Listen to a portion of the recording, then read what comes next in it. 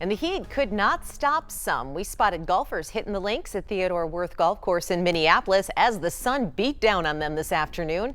But just down the road at the Theodore Wirth Beach, swimmers doing anything they can to stay cool. That's a common theme today as organizations open their doors to help the community get a break from the heat. Gordon Severson joins us now live with more on those efforts and how you can protect yourself. Gordon? Yeah, doctors often say that the trick to surviving in heat like this is to always stay on top of it. Once you start getting dehydrated or overheated, they say it's really difficult to recover and to play catch up. That's why everywhere we went today, the construction site, the cooling shelter, there was always water nearby.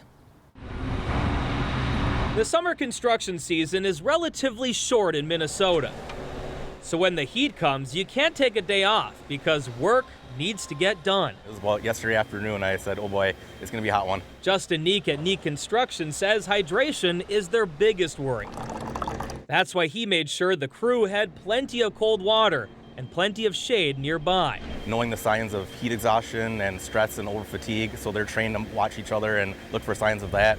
Over in St. Paul, staff members at Catholic Charities also had a busy day beating the heat. We're going to see an increase in the number of folks that are seeking services. Elizabeth Hager says she is most worried about their older clients who are experiencing homelessness. We've seen an increase in the older generation, and they have things such as heat strokes that might affect them.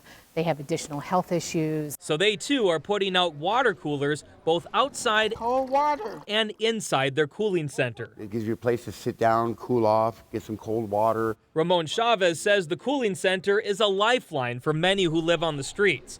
He has already noticed many people who are struggling just to breathe in this heat. Yeah, it's really hard out there. It's really hot out there. And it doesn't look like this heat is going away anytime soon. We could have a few days in the 80s and 90s this week. And possibly some rain, which, believe it or not, is actually an even bigger problem for Neek and his team, who are hoping to pour down concrete later this week. Concrete doesn't like to be in the rain, so we have to keep an eye on it. And we also saw a lot of people taking care of each other today over at the construction site. They tell me that a representative from the cement masons actually stopped by this morning just to drop by with some free Gatorade and water and to check in on everyone. And over at Catholic Charities, they tell me a few of their employees are out on the street today checking for anyone that might need some help, anyone that's overheated, and they're encouraging them to go over to their cooling shelter to get some relief. Yeah, it's important to take care of one another on a day like today. Gordon, thank you.